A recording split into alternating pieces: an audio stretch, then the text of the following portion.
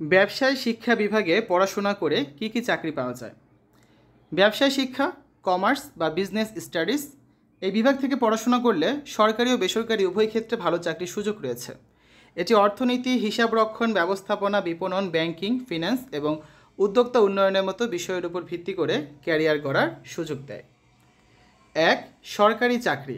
ব্যবসায় শিক্ষা বিভাগ থেকে উচ্চশিক্ষায় নিয়ে বিভিন্ন সরকারি প্রতিষ্ঠানে কাজ করার সুযোগ রয়েছে, যেমন বিসিএস প্রশাসন ক্যাডার, সরকারি কর্মকর্তা, অ্যাসিস্ট্যান্ট কমিশনার, ম্যাজিস্ট্রেট; বিসিএস কর ক্যাডার, কর পরিদর্শক, আয়কর কমিশনার; বিসিএস শিক্ষা ক্যাডার, কলেজ বা বিশ্ববিদ্যালয়ের শিক্ষক।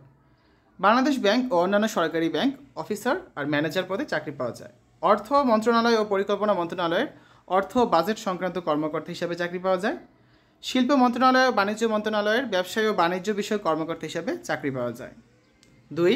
ব্যাংক ও আর্থিক খাত।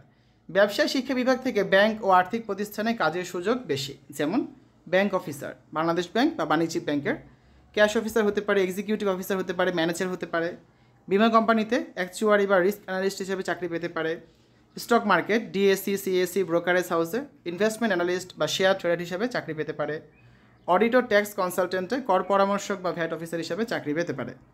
৩. হিসাবরক্ষণ ও আর্থিক ব্যবস্থাপনা। এই ক্ষেত্রে চাকরির সুযোগ অনেক বেশি, যেমন chartered accountant CA, cost management accountant CMA, হিসাবরক্ষণ ও নিরীক্ষা প্রতিষ্ঠানে চাকরি; কোম্পানির ফিন্যান্স ম্যানেজার; কর্পোরেট প্রতিষ্ঠানে বাজেট ও ব্যয় ব্যবস্থাপনা; অডিট অফিসার; সরকারি ও বেসরকারি প্রতিষ্ঠানের হিসাব নিরীক্ষক। ৪. ব্যবসা ও বিপণন, মার্কেটিং অ্যান্ড সেলস।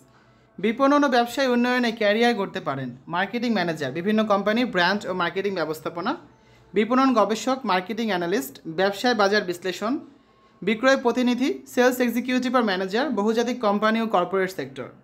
৫. মানব সম্পদ ও প্রশাসন, এইচআর অ্যান্ড অ্যাডমিনিস্ট্রেশন। বড় বড় প্রতিষ্ঠান ও সংস্থাগুলোতে এই পেশার চাহিদা বেশি। মানব সম্পদ ব্যবস্থাপক, এইচআর ম্যানেজার; কর্মী নিয়োগ ও প্রশিক্ষণ; প্রশাসনিক কর্মকর্তা, অ্যাডমিনিস্ট্রেটিভ অফিসার, সরকারি ও বেসরকারি প্রতিষ্ঠানে ব্যবস্থাপনা।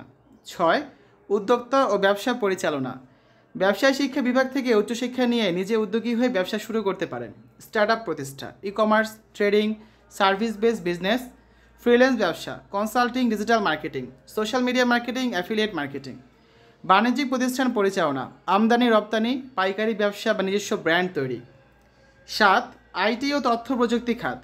ব্যবসায় শিক্ষা বিভাগের অনেকেই তথ্য প্রযুক্তি ভিত্তিক কাজেও যুক্ত হচ্ছেন, যেমন digital marketer, Facebook marketing, Google ads, SEO, business analytics, ব্যবসায়িক ডাটা বিশ্লেষণ, e commerce manager, Daraz, Amazon, Shopify ইত্যাদি প্ল্যাটফর্মে ব্যবসা পরিচালনা।